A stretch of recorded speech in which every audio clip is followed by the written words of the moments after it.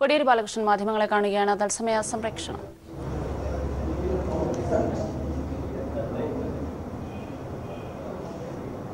തിരുവനന്തപുരം അന്താരാഷ്ട്ര വിമാനത്താവളം അദാനിക്ക് കൈമാറുന്നതിന്റെ പിന്നിൽ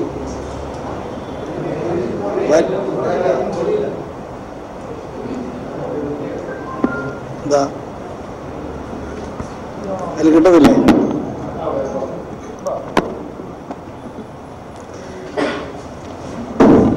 തിരുവനന്തപുരം അന്താരാഷ്ട്ര വിമാനത്താവളം അദാനിക്ക് കൈമാറുന്നതിൻ്റെ പിന്നിൽ വമ്പിച്ച കൊള്ളയും കുംഭകോണവും നടന്നിട്ടുണ്ട്.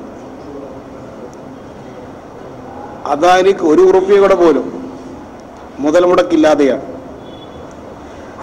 30,000 കോടി രൂപ ആസ്തിയുള്ള ഈ വിമാനത്താവളം മോദിയും അദാനിയും കൂടി തട്ടിയെടുക്കുന്നത്.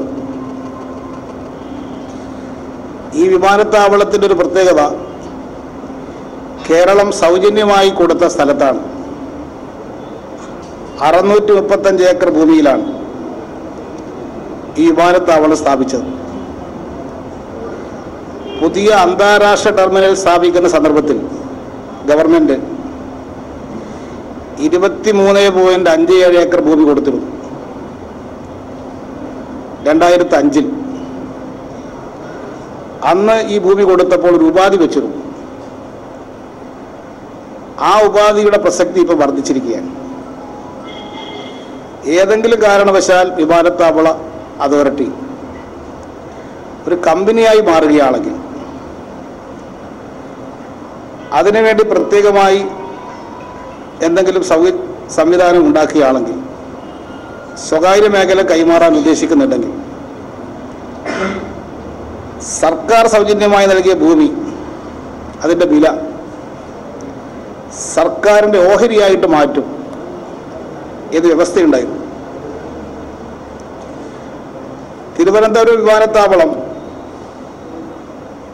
സ്വകാര്യ പങ്കാളിത്തം കൊണ്ടുവരുന്ന തീരുമാനം എടുക്കുന്ന ഘട്ടത്തിൽ അത് സംസ്ഥാന സർക്കാരുമായിട്ട് ആലോചിക്കുമെന്ന് 2003-ൽ സിവിൽ ഏവിയേഷൻ്റെ സെക്രട്ടറി ഗവൺമെൻറ് രേഖാമൂലം ഉറപ്പും കൊടുത്തു. കേരളത്തിന് കൂടി പങ്കാളിത്തമുള്ള ഒരു പ്രത്യേക ഉദ്ദേശ കമ്പനി SPV രൂപീകരിക്കുന്നതിനെ പറ്റി ചർച്ച ചെയ്യുമെന്ന് ഗവൺമെൻറ് അന്ന് ഉറപ്പ് കൊടുത്തതാണ്. എന്നാൽ ഈ ഉറപ്പുകളൊക്കെ തന്നെ ഇപ്പോൾ ലംഘിച്ചിരിക്കുകയാണ്. ഗവൺമെൻറ്റിൻ്റെ ഭൂമിയും സൗകര്യങ്ങളും ഉപയോഗിച്ച് സ്ഥാപിച്ച ഒരു മഹാസ്ഥാപനമാണ് പകൽ കൊള്ളക്ക് ഇരയാകുന്നത്. ഇതിൽ അദാനിക്ക്, ഈ ഗ്രൂപ്പിന് ഈ വിമാനത്താവളം ലഭിക്കുമ്പോൾ യൂസേഴ്സ് ഫീ ഇനത്തിൽ മാത്രം കിട്ടുന്ന ലാഭം 10,700 കോടി രൂപയാണ്. ലാൻഡിംഗ് ഫീസ് ഇനത്തിൽ ചുരുങ്ങിയത് ലാഭം 6,912 കോടി രൂപ കിട്ടും. 2017-18 സാമ്പത്തിക വർഷത്തിൽ ഈ വിമാനത്താവളം വഴി 19,08,489 യാത്രക്കാർ ആഭ്യന്തരമായി സഞ്ചരിച്ചിട്ടുണ്ട്. ആഭ്യന്തര യാത്രക്കാരുണ്ടായിരുന്നു. 24,01,631 ഇന്റർനാഷണൽ യാത്രക്കാരും ഈ വിമാനത്താവളം വഴി യാത്ര ചെയ്തിട്ടുണ്ട്. മൊത്തം കഴിഞ്ഞ വർഷം യാത്ര ചെയ്തത് 43,10,120 പേരാണ് കഴിഞ്ഞ വർഷം യാത്ര ചെയ്തത്. ഇതിൽ ആഭ്യന്തര യാത്രക്കാർ കൊടുക്കേണ്ട തുക, ഓരോ ആഭ്യന്തര യാത്രക്കാരൻ സഞ്ചരിക്കുമ്പോഴും 468 രൂപ ഈടാക്കുന്നുണ്ട് ഈ ടിക്കറ്റ് ചാർജിൻ്റെ കൂടെ. വിദേശയാത്രക്കാരൻ സഞ്ചരിക്കുമ്പോൾ 958 രൂപ യൂസേഴ്സ് ഫീ ഇനത്തിൽ ഈടാക്കുന്നുണ്ട്. ഇത് മാത്രം കണക്ക് കൂട്ടിയാൽ കഴിഞ്ഞ വർഷം ഒരു വർഷം ലഭിക്കുന്നത് 326 കോടി രൂപയാണ് കിട്ടുക. എന്നാൽ ഇപ്പോൾ ലേലപ്രകാരം അദാനി കൊടുക്കേണ്ടത് ഒരു യാത്രക്കാരന് 168 രൂപ അദാനി ഒരു യാത്രക്കാരൻ്റെ പേരിൽ കൊടുത്താൽ മതി.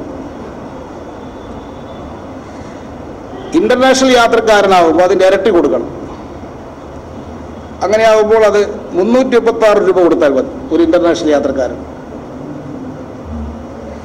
ഈ കണക്ക് പ്രകാരമാണെങ്കിൽ അദാനി എയർപോർട്ട് അതോറിറ്റിക്ക് കൊടുക്കേണ്ടത് 112 കോടി രൂപയാണ്.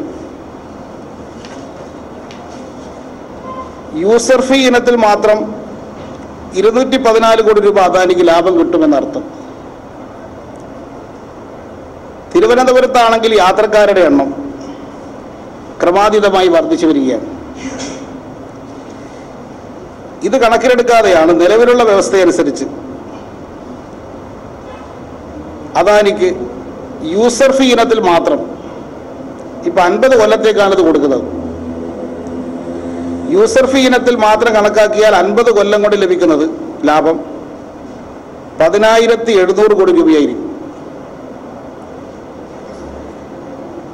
2017-18 സാമ്പത്തിക വർഷത്തിൽ 170 കോടി രൂപ ഈ വിമാനത്താവളം ലാഭം ഉണ്ടാക്കിയിട്ടുണ്ട്.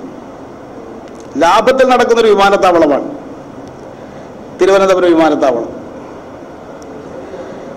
വിമാനത്താവളത്തിന്റെ മൊത്തം ആസ്തി കണക്കാക്കിയിരിക്കുന്നത് 30,000 കോടി രൂപയുമാണ്. ഓരോ വിമാനം ലാൻഡ് ചെയ്യുമ്പോഴും വിമാന കമ്പനി എയർപോർട്ട് അതോറിറ്റി ഓഫ് ഇന്ത്യക്ക് ഒരു ചാർജ് കൊടുക്കണം. ഇപ്പോൾ ബോയിങ് വിമാനം 737 പോലുള്ള വലിയ വിമാനങ്ങൾ ലാൻഡ് ചെയ്യുന്ന സന്ദർഭത്തിൽ 1 ലക്ഷം രൂപ ഒരു വിമാനത്തിന് ലാൻഡിംഗ് ചാർജ് കൊടുക്കണം. ചെറിയ വിമാനങ്ങളാണ് ഇറങ്ങുന്നതെങ്കിൽ 48,000 രൂപ ലാൻഡിംഗ് ചാർജ് കൊടുക്കണം. ഒരു ദിവസം ചുരുങ്ങിയത് 80 വിമാനം തിരുവനന്തപുരത്ത് വന്നു പോകുന്നുണ്ട്. ഇപ്പൊ ഏറ്റവും ചുരുങ്ങിയ 48,000 രൂപ വെച്ച് നോക്കിയാൽ തന്നെ പ്രതിദിനം 38,40,000 രൂപ ഓരോ ദിവസം ഈ ഇനത്തിൽ കിട്ടും. ഒരു മാസത്തേക്ക് ഇത് കൂട്ടിയാൽ തന്നെ 11,52,00,000 രൂപ കിട്ടും. ഒരു വർഷത്തേക്ക് 138,24,00,000 കിട്ടും. 50 വർഷത്തേക്ക് അദാനിക്ക് നോക്കിയാൽ ഈ ഇനത്തിൽ മാത്രം 6,912 കോടി രൂപ അദാനിക്ക് കിട്ടും. ഇതിൻ്റെ കൂടെ കഴിഞ്ഞ വർഷം അവിടുത്തെ ഡ്യൂട്ടി ഫ്രീ ഷോപ്പുകൾ ലേലം പോയത് 63 കോടി രൂപക്കാണ്. അതും ഇനി ഇതിൻ്റെ വരുമാനമായിട്ട് വരും. മണി എക്സ്ചേഞ്ച് ഷോപ്പുകൾ നൽകിയത് 60 ലക്ഷം രൂപക്കാണ്. ബീവറേജിൽ നിന്ന് ഉള്ള വരുമാനം വേറെയുണ്ട്. വിസിറ്റേഴ്സ് പാസ് ഇനത്തിലും പൈസ കിട്ടുന്നുണ്ട്. വാഹന പാർക്കിന് ഇത്തരത്തിൽ മാത്രം 90 ലക്ഷം ഓരോ മാസം ലഭിക്കുന്നുണ്ട്. അപ്പോൾ ഒരു വർഷം കൊണ്ട് 10 കോടി രൂപ ഇങ്ങനെ കിട്ടും. ഇത് തിരുവനന്തപുരത്തുള്ള ഏറ്റവും പ്രകൃതി ഭംഗിയുള്ള വളരെ പ്രധാനപ്പെട്ട സ്ഥലത്താണ് ഈ വിമാനത്താവളം. ഇപ്പം 100 കണക്കിന് ഏക്കർ ഭൂമി അദാനിയുടെ കയ്യിൽ വരുന്നതോടുകൂടി ഇത് ഉപയോഗിച്ചുകൊണ്ട് കോടിക്കണക്കിന് രൂപ അദാനിക്ക് സമ്പാദിക്കാനുള്ള അവസരമാണ് ഉണ്ടാക്കുന്നത്. തിരുവനന്തപുരം വിമാനത്താവളത്തിന്റെ മറ്റൊരു പ്രത്യേകത, ലോകത്തിലെ തന്നെ തന്ത്രപ്രധാനമായ വിമാനത്താവളത്തിൽ ഒന്നാണിത്. വ്യോമപാതക്ക് തൊട്ട് താഴെയാണ് ഈ വിമാനത്താവളം സ്ഥിതി ചെയ്യുന്നത്. ഇങ്ങനെയുള്ള പ്രാധാന്യമുള്ളൊരു വിമാനത്താവളം ലേലത്തിൽ വെച്ചപ്പോൾ മുൻകാലങ്ങളിൽ സ്വീകരിച്ച ലേല നടപടികളല്ല ഇത്തവണ സ്വീകരിച്ചതായിട്ട് കാണുന്നത്. മുൻകാലങ്ങളിൽ വിമാനത്താവളം ലേലത്തിൽ വെച്ചപ്പോൾ മുംബൈ ഡൽഹി വിമാനത്താവളങ്ങളാണ് അങ്ങനെ സ്വകാര്യവൽക്കരിച്ചത്. അന്നത്തെ കണ്ടീഷൻ മൊത്തം വരുമാനത്തിൻ്റെ റവന്യൂ ഷെയർ ആയിരുന്നു കണ്ടീഷനായിട്ട് വെച്ചിരുന്നത്. അത് അന്നത്തെ കണ്ടീഷൻ പ്രകാരം 26% ആണ് അന്നത്തെ കണ്ടീഷനിൽ ഉൾപ്പെടുത്തിയത്. റവന്യൂ ഷെയറിംഗ് ആയിരുന്നു. എയർപോർട്ടിൻ്റെ മൊത്തം വരുമാനത്തിൻ്റെ നിശ്ചിത ശതമാനം ഇങ്ങനെ എയർപോർട്ട് അതോറിറ്റി ഓഫ് ഇന്ത്യക്ക് കൈമാറണമെന്നതായിരുന്നു അന്നത്തെ മാതൃക. ഇത്തവണ ലേല നടപടി സ്വീകരിച്ചപ്പോൾ വിചിത്രമായ വ്യവസ്ഥകളാണ് ഉൾപ്പെടുത്തിയതായിട്ട് കാണുന്നത്. അത് നിർമ്മാണ മേഖലയിൽ 7 വർഷത്തെ പരിചയം വേണം. ടേൺ ഓവർ 3500 കോടി കൂടുതലുണ്ടാവണം. ഇങ്ങനെയുള്ള ഏത് കമ്പനിക്കും ലേലത്തിൽ പങ്കെടുക്കാം എന്ന വ്യവസ്ഥ വെച്ചു.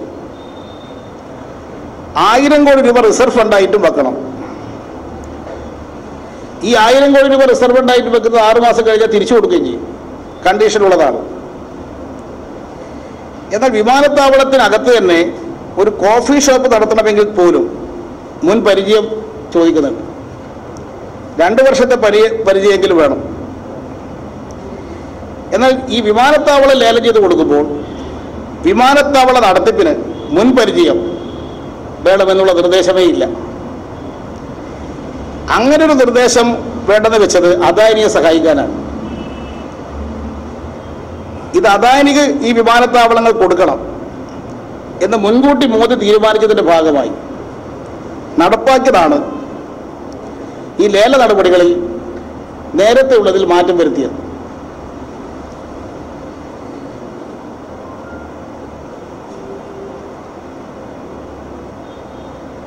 ഇത് 168 രൂപ ഓരോ യാത്രക്കാരുടെ പേരിൽ കൊടുക്കുക എന്ന് പറയുന്നത് 50 വർഷത്തേക്ക് ഈ 168 ആയിരിക്കും ഈ കരാർ പ്രകാരം. ഇതിൽ വർധനവ് പറയുന്നേയില്ല. കാലാനുസൃതമായിട്ടൊരു വർധനവ് കൊടുക്കണമെന്നുള്ള കാര്യം പോലും ഈ കരാറിൽ ഉൾപ്പെടുത്തിയിട്ടില്ല. കരാർ പരിഷ്കരിക്കാനുള്ള വ്യവസ്ഥ ഇതിനകത്തില്ല. മാത്രമല്ല ഇപ്പോഴത്തെ രൂപയുടെ മൂല്യം കുറച്ച് കഴിയുമ്പോഴേക്ക് കുറയുമെന്നുള്ള കാര്യം എല്ലാവർക്കും അറിയാം. അപ്പോൾ അദാനിക്ക് പിന്നെയും ഈ എടുക്കുന്ന ആൾക്ക് ലാഭമാണ് കിട്ടുന്നത്. 1994 airport authority of India act ഉണ്ടാക്കിയത്. 2004 ഈ ആക്ട് ഭേദഗതി ചെയ്തുകൊണ്ടാണ് പ്രൈവറ്റൈസേഷന് തീരുമാനമെടുത്തത്. 2003 ആക്ട് ഭേദഗതി ചെയ്തപ്പോൾ 30 വർഷത്തേക്ക് സ്വകാര്യ മേഖല കൊടുക്കാനാണ് ഈ ആക്ട് ഭേദഗതി ചെയ്തിരിക്കുന്നത്. എന്നാൽ ഇപ്പോഴിത് കൊടുത്തിരിക്കുന്ന 50 വർഷത്തേക്കാണ്. എയർപോർട്ട് അതോറിറ്റി ഓഫ് ഇന്ത്യയുടെ ആക്ടിന് തന്നെ വിരുദ്ധമായിട്ടാണ് 50 വർഷം എന്നാക്കിയത്. ഇപ്പൊ ആക്ടിനകത്തൊരു ഭേദഗതി വരുത്തിയിട്ടില്ല. അതിലവർ ചെയ്തിരിക്കുന്ന സൂത്രം നീതി ആയോഗിന് ഇത്തരം കാര്യങ്ങൾ തീരുമാനിക്കാം എന്നൊരു വ്യവസ്ഥ ചേർത്തുകൊണ്ട് അതിൻ്റെ മറവിലാണ് ഈ വിമാനത്താവളങ്ങൾ 50 വർഷത്തേക്ക് ഇപ്പോൾ പാട്ടത്തിന് കൊടുക്കുന്നത്. ഈ വിമാനത്താവളത്തിന് ഇപ്പോൾ 500-ലേറെ പേർ നേരിട്ട് എയർപോർട്ട് അതോറിറ്റി ഓഫ് ഇന്ത്യക്ക് കീഴിൽ പണിയെടുക്കുന്നുണ്ട്. മറ്റ് പല ജോലികളിൽ ചെയ്യുന്ന ആളുടെ എണ്ണം നോക്കുമ്പോൾ 5000-ഓളം പേരുണ്ട് അവിടെ വേറെ. ഈ കരാർ പ്രകാരം 80% ആളുകളെ ഈ പുതിയ കമ്പനി ഉൾക്കൊള്ളണം. ബാക്കി 20% പേര് എന്ത് ചെയ്യും? അവരെ ഒഴിവാക്കാനുള്ള അവസരം ഈ ഗ്രൂപ്പിൽ കൊടുത്തിരിക്കുകയാണ്. ചുരുക്കത്തിൽ അദാനിക്ക് വേണ്ടി ഉണ്ടാക്കിയിട്ടുള്ള ഒരു കരാർ വ്യവസ്ഥയും അദാനിക്ക് വേണ്ടി വിമാനത്താവളം കൊടുക്കണം എന്ന് മുൻകൂട്ടി എടുത്ത തീരുമാനവുമാണ് ലേലത്തിൽ കൂടി നടപ്പാക്കിയത്. ലേല നടപടി ഒരു പ്രഹസനമായിരുന്നു. ലേലത്തിൽ ഓരോരാളുകളും കൊടുത്ത തുക മനസ്സിലാക്കാൻ അദാനിക്ക് സാധിച്ചിരുന്നു.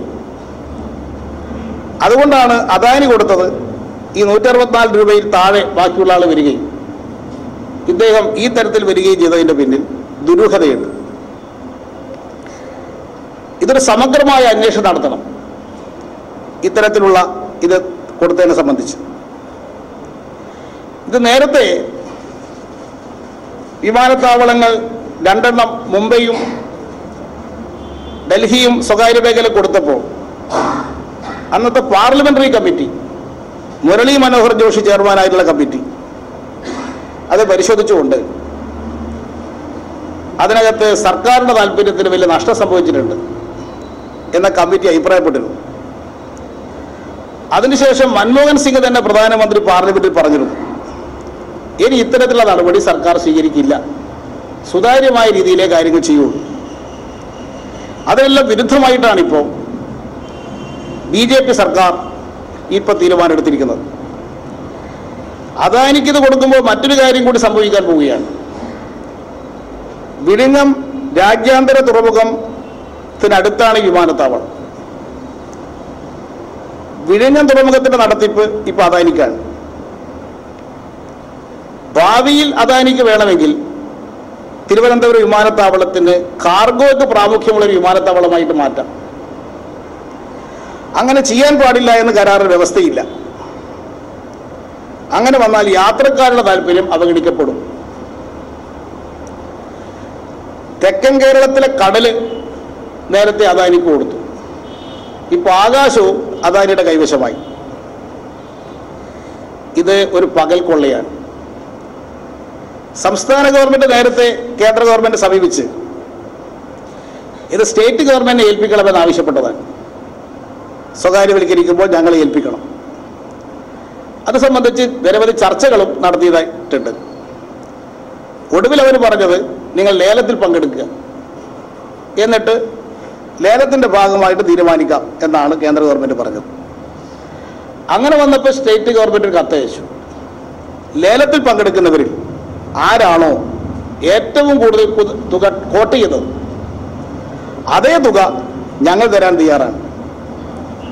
ഇപ്പം അദാനി കൊടുക്കാമെന്ന് പറഞ്ഞ അതേ തുക സ്റ്റേറ്റ് ഗവൺമെന്റ് തരാം എന്ന് പറഞ്ഞ് നേരത്തെ ആരാണോ കൂടുതൽ കോട്ട് ചെയ്തത് ആ തുക ഞങ്ങൾ തരാൻ തയ്യാറാണെന്ന് സംസ്ഥാന കേന്ദ്രത്തെ അറിയിച്ചിട്ടുണ്ട്.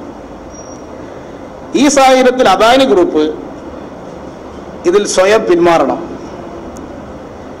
വിഴിഞ്ഞം അന്താരാഷ്ട്ര തുറമുഖം അദ്ദേഹം നടത്തുന്ന ഒരാളെന്നുള്ള നിലയിൽ കേരളത്തിൻ്റെ ദോഷകരമായിട്ട് വരും അദ്ദേഹം ഈ സ്ഥാപനം നടത്താൻ മുന്നോട്ട് വന്നാൽ. അതുകൊണ്ട് സ്വയം ഇത് പിന്മാറി സ്റ്റേറ്റ് ഗവൺമെന്റിനെ ഇപ്പോൾ രൂപീകരിച്ചിട്ടുള്ള കമ്മിറ്റിക്ക് ഇത് കൊടുക്കാൻ തയ്യാറാവണം. കണ്ണൂർ വിമാനത്താവളവും കൊച്ചി വിമാനത്താവളവും നടത്തി പരിചയം ഇപ്പം കേരള ഗവൺമെൻറ്റുണ്ട്. ആ പരിചയം വെച്ചുകൊണ്ട് ഈ വിമാനത്താവളം നല്ല നിലയിൽ നടത്താൻ ഇപ്പോൾ രൂപീകരിച്ചിരിക്കുന്ന കമ്പനിക്ക് സാധിക്കും. ആ കമ്പനിക്ക് വിമാനത്താവളം നടത്താനുള്ള സൗകര്യം ചെയ്തു കൊടുക്കാൻ അദാനി തന്നെ ഇതിൽ നിന്ന് പിന്മാറുന്നതാണ് നല്ലത്. 6 വിമാനത്താവളം ലേലത്തിന് വെച്ചപ്പോൾ 6ഉം എങ്ങനെ അദാനിക്ക് കിട്ടി? അതാണല്ലോ ഇതിനകത്തുള്ള ദുരൂഹത. 6 ലേലത്തിന് വെക്കുന്നു, 6ഉം ഒരേയാക്കി തന്നെ കിട്ടും. അപ്പം അതാണ് ലേല നടപടികൾ തന്നെ സുതാര്യമായിട്ടല്ല നടന്നത് എന്ന് വ്യക്തമാക്കുന്ന വിധത്തിലാണ് ഇപ്പോൾ ഇത് പുറത്തു വന്നിട്ടുള്ളത്. ഇത് ഇലക്ഷൻ മുന്നിൽ കണ്ടുകൊണ്ട് വൻ തുക അദാനിയിൽ നിന്ന് തട്ടിയെടുക്കാൻ വേണ്ടി നടത്തിയിട്ടുള്ള ഒരു കുംഭകോണമാണ്. ഇതിൻ്റെ പിന്നിൽ വലിയ അഴിമതി നടന്നിട്ടുണ്ട്. ഇത് സംബന്ധിച്ച് സമഗ്രമായ ഒരു അന്വേഷണം തന്നെ നടത്താൻ തയ്യാറാവും. ഇതിൽ ഇവിടുത്തെ തിരുവനന്തപുരം MP സ്വീകരിക്കുന്ന മൗനം ദുരൂഹമാണ്. കോൺഗ്രസ് എന്തുകൊണ്ടാണ് BJP ഗവൺമെന്റ് എടുത്ത ഈ നടപടി എതിർക്കാത്തത്? തിരുവനന്തപുരം MP ഒരു ഇടനിലക്കാരനായിട്ട് പ്രവർത്തിച്ചു എന്ന് സംശയിക്കുന്ന വിധത്തിലാണ് അദ്ദേഹം സ്വീകരിക്കുന്ന ഈ മൗനം വ്യക്തമാക്കുന്നത്. ഇതിനെതിരായിട്ട് ശക്തമായിട്ടുള്ള ബഹുജന രോഷം ഉയർന്നു വരണം. 2 ദിവസമായി ഈ തിരുവനന്തപുരത്ത് വിവിധ രീതിയിലുള്ള പ്രചരണങ്ങൾ നടന്നു വരുന്നുണ്ട്. കാൽനട ജാഥയും മറ്റും നടക്കുന്നുണ്ട്. 8-ാം തീയതി രാജ്ഭവന് മുമ്പിൽ ജനപ്രതിനിധികൾ വമ്പിച്ച ഒരു പ്രതിഷേധ പരിപാടി സംഘടിപ്പിക്കാൻ തീരുമാനിച്ചിട്ടുണ്ട്. ഇതിൽ എല്ലാ കക്ഷികളും ചേർന്നൊരു പ്രക്ഷോഭണമായിട്ട് ഇത് മാറ്റണം. LDF-ഉം UDF-ഉം BJP-യും ചേർന്നൊരു പ്രക്ഷോഭണമായി ഇത് വളർത്തിക്കൊണ്ടുവരണം. കേരളത്തിൻ്റെ താല്പര്യം സംരക്ഷിക്കാൻ എല്ലാ പാർട്ടികളും കൂടി ഒന്നിച്ചു നിന്നുകൊണ്ടുള്ളൊരു പ്രക്ഷോഭണം നടത്താൻ തയ്യാറാവുകയാണ് വേണ്ടത്. അക്കാര്യത്തിൽ വിമാനത്താവള സംരക്ഷണത്തിൽ കേരളത്തിൻ്റെ പൊതു താല്പര്യം സംരക്ഷിക്കാൻ എല്ലാവരുമായി സഹകരിക്കാൻ ഞങ്ങൾ സന്നദ്ധമാണ്. അങ്ങനെ വമ്പിച്ചൊരു ബഹുജന പ്രക്ഷോഭണം നടത്തി ഈ കേരളത്തിൻ്റെ സ്വകാര്യവൽക്കരണ നീക്കം തടയാൻ കേരളം മാതൃക കാണിക്കണം. കേരളത്തിൻ്റെ രാഷ്ട്രീയ ബോധം ഈ ഘട്ടത്തിൽ ഉയരണം. അത്തരത്തിലൊരു ശക്തമായ നിലപാട് സ്വീകരിക്കാൻ എല്ലാ പാർട്ടികളും തയ്യാറാവണം.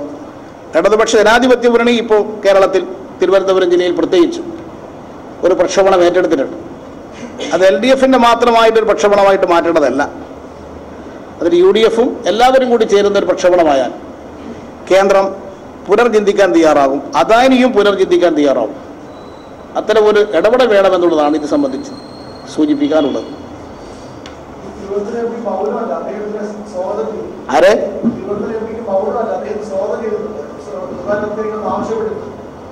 അത് തന്നെയാണ് ഞാൻ പറഞ്ഞ ഇടനിലക്കാരനായിട്ട് പ്രവർത്തിച്ചു. വ്യവസായികൾക്ക് എപ്പോഴും കോർപ്പറേറ്റ് വൽക്കരണത്തിലല്ലേ താല്പര്യം ഉണ്ടാകുക. അത് ജനങ്ങളുടെ താല്പര്യമല്ലല്ലോ കോർപ്പറേറ്റുകളുടെ താല്പര്യം. കോർപ്പറേറ്റ് വൽക്കരണമാണ് നമ്മുടെ രാജ്യത്ത് നടക്കുന്നതിൻ്റെ തെളിവാണിത്. കേരളത്തിൽ ഈ കോർപ്പറേറ്റ് വൽക്കരണത്തെ ചെറുത്ത് നിൽക്കുന്നൊരു സംസ്ഥാനമാണ്. കേരളവും കോർപ്പറേറ്റ് വൽക്കരണത്തിലേക്ക് പോകുന്നു എന്നതാണ് ഇത് വ്യക്തമാക്കുന്നത്. കോൺഗ്രസ് എതിർക്കില്ല. കോൺഗ്രസ് ആണല്ലോ വിഴിഞ്ഞം അദാനിക്ക് കൊടുത്തത്. അപ്പോൾ സ്വാഭാവികമായിട്ടും അതൊന്നുകൂടി പുറത്തു വന്നെന്ന് മാത്രമേ ഉള്ളൂ. പക്ഷെ അത്തരം നിലപാടല്ല കോൺഗ്രസ് സ്വീകരിക്കേണ്ടത്.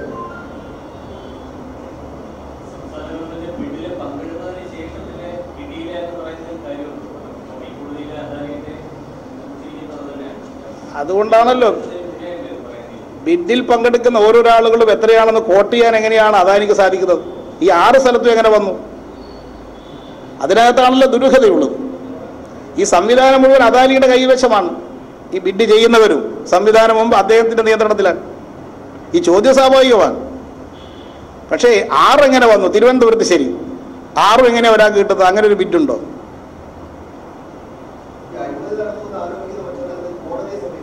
കോടതിയെ സമീപിക്കുന്നുണ്ട്. ഇപ്പോൾ ഹൈക്കോടതിയിൽ കൊടുത്തിട്ടുണ്ട്, സുപ്രീം കോടതി വരെ പോകും ഇതിനെതിരായിട്ട്.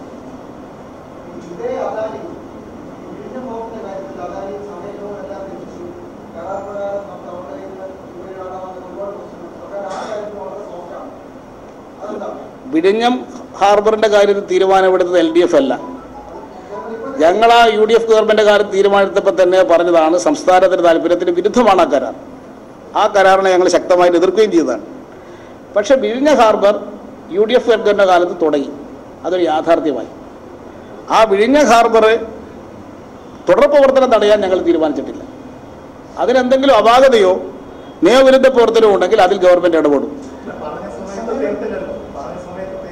തീർത്തില്ല. അത്തരം കാര്യങ്ങളിൽ നിയമപരമായിട്ട് ഇടപെടേണ്ടത് ഗവൺമെൻറ് ചെയ്യും. അല്ല, ഇതിൻ്റെ നടപടികൾ സ്വീകരിക്കും. അദാനിയോട് യാതൊരു താല്പര്യവും അത്തരം കാര്യത്തിലൊന്നും ഗവൺമെൻറ് കാണിക്കില്ല. വിഴിഞ്ഞ ഹാർബറിൻ്റെ പ്രവർത്തനത്തെ തടസ്സപ്പെട്ടിട്ടില്ല എന്ന് മാത്രമേ ഉള്ളൂ.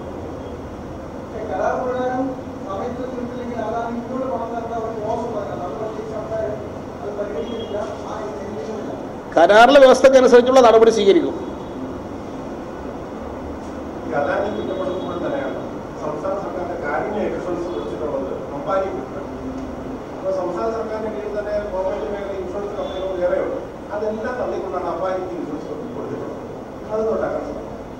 അത് ഈ പറയുന്ന തരത്തിൽ അദാനി അംബാനി ഗ്രൂപ്പ് ഇൻഷുറൻസ് മേഖലയിലുള്ള പ്രത്യേക ഇതൊക്കെ കൊടുത്ത് കരാർ വ്യവസ്ഥ പ്രകാരം കൊടുത്തതാണ്. അതിൽ വെറുതെ ആക്ഷേപം ഇതുവരെ വന്നിട്ടില്ല.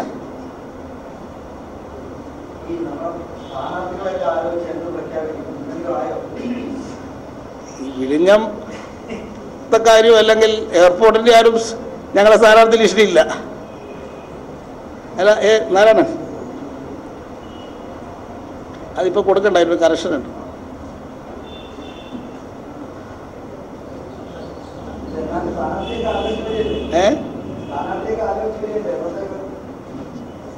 സ്ഥാനാർത്ഥികളെ സംബന്ധിച്ച് ഓരോ പാർട്ടികളും ചർച്ച ചെയ്തുകൊണ്ടിരിക്കുകയാണ്.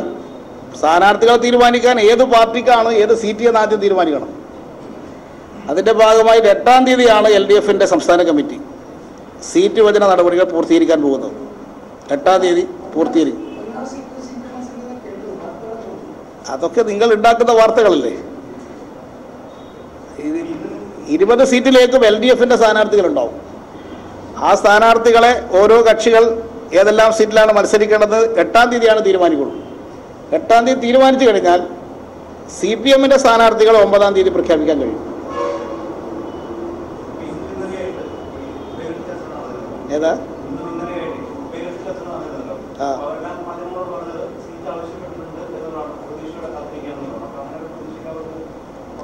അല്ല, എല്ലാവർക്കും പ്രതീക്ഷ ഉണ്ടാവുമല്ലോ. മുന്നണിക്കകത്ത് നിൽക്കുന്ന എല്ലാ ആളുകളും സീറ്റുകൾ ആവശ്യപ്പെട്ടിട്ടുണ്ട്. ഒരു കക്ഷിയും ആവശ്യപ്പെടാതെയില്ല. 2-3 കക്ഷികൾ മാത്രമേ ഞങ്ങൾ ആവശ്യപ്പെടുന്നില്ല എന്ന് പറഞ്ഞിട്ടുള്ളൂ. ബാക്കി എല്ലാ കക്ഷികളും സീറ്റിന് വേണ്ടി ആവശ്യപ്പെട്ടിട്ടുണ്ട്. അവരുടെ ആവശ്യങ്ങളെല്ലാം ന്യായവുമാണ്. അവർക്ക് പറയാനുള്ള അർഹതയൊക്കെയുണ്ട്. എല്ലാവർക്കും മത്സരിക്കാനുള്ള താല്പര്യം ഞങ്ങളെ അറിയിച്ചിട്ടുണ്ട്. പക്ഷേ ആ താല്പര്യത്തിനനുസരിച്ച്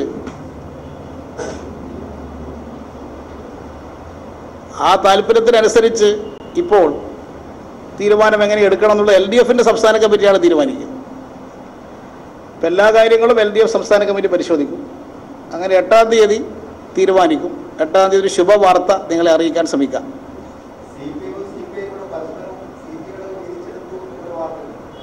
അങ്ങനെ പരസ്പര സീറ്റുകൾ വീതിച്ചെടുക്കുന്ന സംവിധാനം LDFനകത്തില്ല. ആരും മുന്നണി വിടും എന്ന് വിചാരിച്ചിരിക്കണ്ട. എല്ലാവരും മുന്നണിക്കകത്തുണ്ടാവും. ഈ മുന്നണിയിലേക്ക് വരാൻ വേണ്ടി വേറെ ആളുകൾ ശ്രമിക്കുന്നതാണ് ഇപ്പോഴത്തെ പ്രശ്നം. ഞങ്ങളിപ്പോൾ ഈ മുന്നണിയിൽ ആളധികമായതുകൊണ്ട് സീറ്റില്ല എന്നുള്ള പ്രശ്നത്തിൽപ്പെട്ടിരിക്കുകയാണ്. അതുകൊണ്ട് ഈ മുന്നണിക്കാരും ഇപ്പോൾ പുറത്തു പോകാൻ ഉദ്ദേശിക്കുന്നില്ല. ജോസഫ് ഇപ്പോഴും UDFന്റെ ഭാഗമാണ്. കേരള കോൺഗ്രസിൻ്റെ നേതാവായിട്ട് തുടരുകയാണ്. അങ്ങനെയുള്ള ഒരാൾക്ക് ഞങ്ങൾക്ക് സീറ്റ് കൊടുക്കാൻ കഴിയുമോ? കേരള കോൺഗ്രസിൽ നിൽക്കുന്ന ഒരാൾക്ക് സീറ്റില്ല.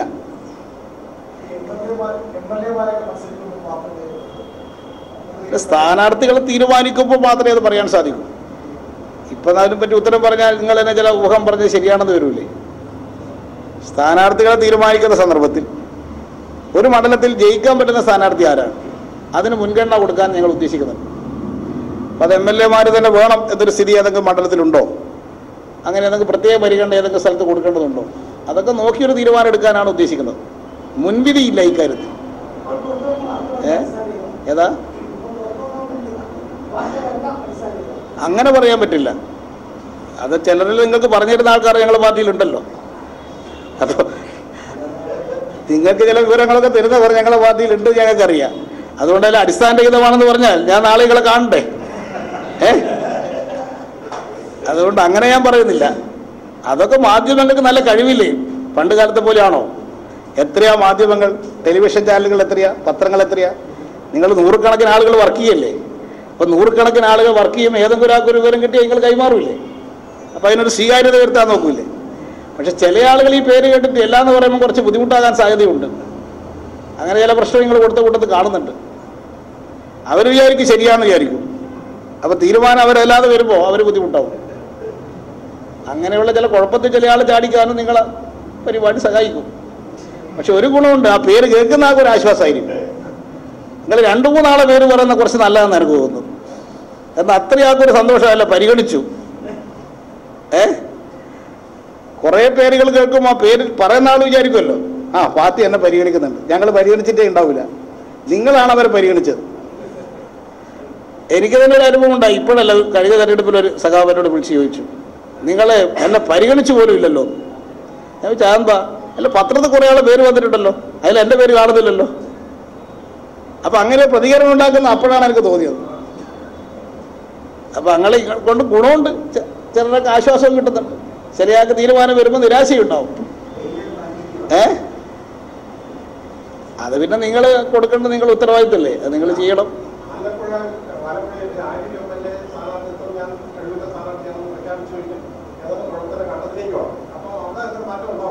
അല്ല, അങ്ങനെ ആർക്കും സ്ഥാനാർത്ഥിയായിട്ട് പാർട്ടി തീരുമാനിച്ചിട്ടില്ല. അങ്ങനെ ആരെങ്കിലും പറയുന്നുണ്ടെങ്കിൽ അത് പറയുന്ന ആളുടെ ഉത്തരവാദിത്തം മാത്രമേ ഉള്ളൂ. പാർട്ടി ഓരോ പേരുകളും അതാത് സ്ഥലത്ത് ചർച്ച ചെയ്തുകൊണ്ടിരിക്കുന്നുണ്ട്. ഒരാളെ ഇപ്പം സ്ഥാനാർത്ഥിയായിട്ട് പാർട്ടി പ്രഖ്യാപിച്ചിട്ടില്ല. ഞങ്ങളെ പാർട്ടി സ്ഥാനാർത്ഥിയെ തീരുമാനിക്കണമെങ്കിൽ ഇപ്പോൾ ലോകസഭാ മണ്ഡലം കമ്മിറ്റികൾ അവരുടെ അഭിപ്രായം അറിയിക്കാൻ പറഞ്ഞിട്ടുണ്ട്.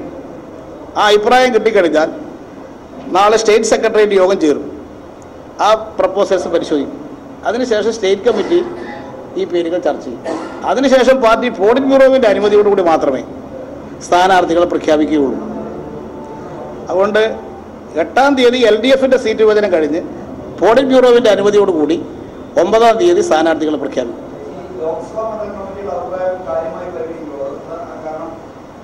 ലോക്സഭാ മണ്ഡലം കമ്മിറ്റി ചേരുന്നത് അവരെ അഭിപ്രായം പരിഗണിക്കാനല്ലേ? അങ്ങനെ പലപ്പോഴും മാറിയിട്ടുണ്ടല്ലോ പേരുകൾ. ലോക്സഭാ മണ്ഡലം കമ്മിറ്റി ഞങ്ങൾ കണ്ട പേരല്ലാതെ വേറൊരു പേര് പറഞ്ഞാൽ ആ പേര് പരിഗണിക്കേണ്ടതാണെങ്കിൽ പരിഗണിക്കും. ഇത് ഇലക്ഷനിൽ ജയിക്കുക എന്നുള്ളതല്ലേ ഞങ്ങളുടെ ലക്ഷ്യം. അപ്പോൾ അങ്ങനെ പേരുകളെല്ലാം ഞങ്ങൾ പരിഗണിച്ചൊരു അന്തിമ തീരുമാനമെടുക്കും. വളരെ ഡെമോക്രാറ്റിക് ആയിട്ട് പ്രവർത്തിക്കുന്ന ഒരു പാർട്ടിയാണ് ഞങ്ങളുടെ പാർട്ടി. ആരാ? അതെല്ലാം ചർച്ച ചെയ്ത് കഴിഞ്ഞാലേ പറയാൻ സാധിക്കും. ചർച്ച ചെയ്യാത്ത കാര്യങ്ങൾ പറഞ്ഞാൽ പാർട്ടി തീരുമാനങ്ങൾ ചോർത്തിയെടുക്കാൻ ശ്രമിക്കല്ലേ?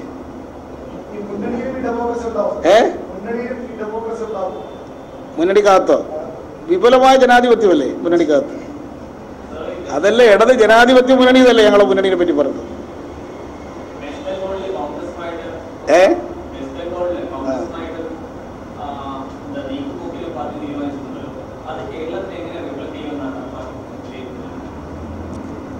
പശ്ചിമബംഗാളിൽ കോൺഗ്രസുമായിട്ടൊരു മുന്നണിയില്ല, ഒരു കൂട്ടുകെട്ടുമില്ല. അവിടത്തെ സംബന്ധിച്ചൊരു തീരുമാനം ഇപ്പോൾ പാർട്ടി എടുത്തിട്ടുള്ളത്, അവിടെ തൃണമൂൽ കോൺഗ്രസിൻ്റെ ഭരണമാണ്. ആ ഭരണത്തിനെതിരായിട്ട് വലിയ എതിർപ്പ് വന്നിട്ടുണ്ട്. കേന്ദ്രത്തിൽ BJPയുടെ ഭരണവുമാണ്. ഇതിൻ്റെ അടിസ്ഥാനത്തിൽ BJPക്കെതിരായിട്ടും തൃണമൂൽ കോൺഗ്രസിനെതിരായിട്ടും ചിന്തിക്കുന്ന ആളുകളെ പരമാവധി ഏകോപിപ്പിക്കണം. അതിന് സഹായകമായ ഒരു നിലപാട് സ്വീകരിക്കണമെന്ന് പാർട്ടി സെൻട്രൽ കമ്മിറ്റി തീരുമാനിച്ചിട്ടുണ്ട്. അതിൻ്റെ ഭാഗമായി ഇന്ന് കോൺഗ്രസ് പ്രതിദാനം ചെയ്യുന്ന 4 മണ്ഡലങ്ങളുണ്ട്. CPM പ്രതിദാനം ചെയ്യുന്ന 2 മണ്ഡലങ്ങളുണ്ട്. ഈ 6 മണ്ഡലങ്ങളിൽ കോൺഗ്രസ് അവരെ സീറ്റ് 4 സ്ഥലത്ത് മത്സരിക്കുക. ആ 4 സീറ്റിൽ ഞങ്ങൾ മത്സരിക്കുകയില്ല എന്ന് അറിയിച്ചിട്ടുണ്ട്. അതുപോലെ തന്നെ ഇടതുപക്ഷം മത്സരിക്കുന്ന 2 സീറ്റിൽ കോൺഗ്രസ് മത്സരിക്കാതിരിക്കുക. അതൊരു അഭ്യർത്ഥന പുറപ്പെടുവിച്ചതാണ്. അങ്ങനെ വന്നാൽ BJP ഇതര തൃണമൂൽ കോൺഗ്രസ് ഇതര വോട്ടുകളെ ഏകോപിപ്പിക്കണം. ഞങ്ങളുടെ ലക്ഷ്യം അടുത്ത ലോക്സഭാ തിരഞ്ഞെടുപ്പോടുകൂടി BJP അധികാരത്തിൽ നിന്ന് പുറത്താക്കണം. BJPക്ക് സഹായകമായ ഒരു നിലപാടും ഇടതുപക്ഷം സ്വീകരിക്കുകയില്ല. ലോക്സഭാ തിരഞ്ഞെടുപ്പിന് ശേഷവും സ്വീകരിക്കില്ല. കേന്ദ്രത്തിലൊരു BJP ഇതര സർക്കാർ വേണം, ഒരു മതനിരപേക്ഷ സർക്കാർ വേണം. അതിന് സഹായകമായ വിധത്തിലുള്ള നിലപാട് സ്വീകരിക്കണമെന്ന് പാർട്ടി കോൺഗ്രസ് എടുത്ത തീരുമാനമാണ്. ഇപ്പോൾ പാർട്ടി കോൺഗ്രസ് തന്നെ കണ്ടിട്ടുണ്ട്, ഒരു സ്ഥലത്ത് BJP മുഖ്യശക്തിയായിട്ട് വരുന്നു, അവിടെ ഇടതുപക്ഷത്തിന് സ്ഥാനാർത്ഥിയില്ല. അത്തരം സ്ഥലങ്ങളിൽ ആരാണോ BJPയെ തോൽപ്പിക്കാൻ പറ്റിയ സ്ഥാനാർത്ഥി, ആ സ്ഥാനാർത്ഥിക്ക് ജനങ്ങൾ വോട്ട് ചെയ്യണം എന്ന് തന്നെ ഞങ്ങൾ അഭ്യർത്ഥിച്ചിട്ടുണ്ട്. ഇതിൽ രഹസ്യ ഇടപാടൊന്നുമില്ല. പശ്ചിമ ബംഗാളിനെ സംബന്ധിച്ച് ഇപ്പോൾ തീരുമാനിച്ചത് രഹസ്യ ഇടപാടല്ല. ഞങ്ങൾ പരസ്യമായിട്ട് ഞങ്ങളുടെ നിലപാട് വ്യക്തമാക്കിയാൽ അത് BJP വിരുദ്ധ നിലപാടാണ്. അതേ നിലപാടെടുക്കുന്ന സമാന മനസ്കരായുള്ള ആളുകളുമായിട്ട് യോജിക്കാൻ ഞങ്ങൾ തയ്യാറാണെന്നുള്ള നിലപാട് എടുത്തിട്ടുണ്ട്. അല്ലാതെ ഒരു മുന്നണിയല്ല. അതൊക്കെ ചർച്ച ചെയ്യുമ്പോഴേ മനസ്സിലാവും. ചർച്ച നടക്കുന്നല്ലേ ഉള്ളൂ.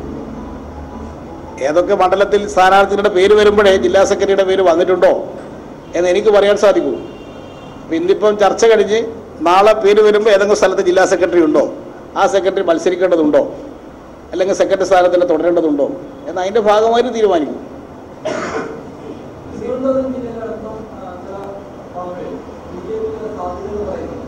BJP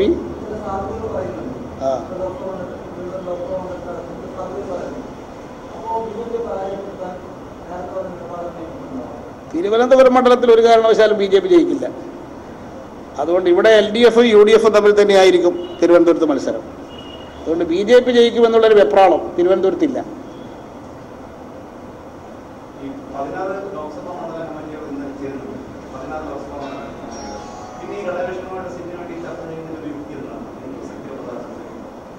എല്ലാ സീറ്റുകളിലും ഞങ്ങളെ മണ്ഡലം കമ്മിറ്റി ചേരുന്നുണ്ട്. 16 സ്ഥലത്ത് മാത്രമല്ല, 20 സ്ഥലത്തും ചേരും. 20 സ്ഥലത്തും ചേരുന്നുണ്ട്, 16 സ്ഥലത്ത് മാത്രമല്ല. 20 സ്ഥലത്തും LDFിൻ്റെ സ്ഥാനാർത്ഥി ഉണ്ടാവും. അതുകൊണ്ട് 20 മണ്ഡലം കമ്മിറ്റികളും ചേരും. അവിടെ എല്ലാം ഇലക്ഷൻ്റെ പ്രവർത്തനം തീരുമാനിക്കും. ലോക്സഭാ ഇലക്ഷൻ കമ്മിറ്റി രൂപീകരണം എപ്പോൾ തീരുമാനിക്കണ്ടേ? അസംബ്ലി മണ്ഡലം കമ്മിറ്റി രൂപീകരണം എപ്പോൾ? അതൊക്കെ തീരുമാനിക്കാൻ എല്ലാ കമ്മിറ്റിയും കൂടും. അല്ല, അവിടെയും കമ്മിറ്റി കൂടുന്നുണ്ടല്ലോ. അങ്ങനെ ഞങ്ങൾ തീരുമാനിച്ചിട്ടില്ല. 20 മണ്ഡലം കമ്മിറ്റികളും കൂടുക. അപ്പോൾ അത് ഓരോ സ്ഥലത്തുമുള്ള അഭിപ്രായങ്ങൾ കേൾക്കുക. ഇപ്പോൾ CPIക്ക് കഴിഞ്ഞ തവണ 4 മണ്ഡലങ്ങൾ അവർ മത്സരിച്ചിട്ടുണ്ട്. അവിടെയും പാർട്ടി കമ്മിറ്റി കൂടുന്നുണ്ടല്ലോ. അപ്പോൾ ആ പാർട്ടി ചില സ്ഥലത്ത് പാർട്ടി എന്നുള്ളതിലല്ലല്ലോ, CPIയും CPMും അല്ലാത്ത സ്വതന്ത്രന്മാർ മത്സരിക്കുന്നില്ലേ? കഴിഞ്ഞ തവണ ഞങ്ങൾക്ക് സ്വതന്ത്രന്മാരായതല്ല 5 സീറ്റ് മത്സരിച്ചത്. അത് പാർട്ടി ചിഹ്നത്തിലല്ലല്ലോ. LDF എന്ന് പറഞ്ഞാൽ പാർട്ടികൾ മാത്രമല്ല, വ്യക്തികളും ഗ്രൂപ്പുകളും എല്ലാം ചേരുന്നതാണ്. അങ്ങനെയുള്ള വ്യക്തികൾക്കും സീറ്റ് കൊടുത്തെന്ന് വരും, ചില ഗ്രൂപ്പുകൾക്കും സീറ്റ് കൊടുത്തെന്ന് വരും. ഇതെല്ലാം കൂടി ചേരുന്നതാണ് ഇടതുപക്ഷ മുന്നണി. പൊന്നാനി സ്ഥാനാർത്ഥി ആരാണെന്ന് തീരുമാനിക്കുമ്പോഴല്ലേ പറയാൻ സാധിക്കും. നിങ്ങളെപ്പോഴും എൻ്റെ അടുത്ത് ചോർത്തിയെടുക്കാൻ വേണ്ടി ശ്രമിക്കുകയാണ് ഓരോ ചോദ്യം വഴിയും.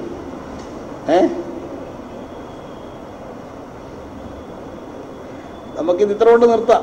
മറ്റേ ഇതൊരു സ്റ്റേറ്റ്മെൻറ്റ് തന്നെ ആയിട്ട് തരാം. ഇതിൻ്റെ കണക്കൊക്കെ അല്ലെങ്കിൽ തെറ്റിപ്പോകാനിടയാണ്. അതല്ല, ചില കറക്ഷൻ വേണം, ചിലത് തെറ്റാ. ശരി, നോക്കിയിട്ട് കൊടുത്താൽ മതി.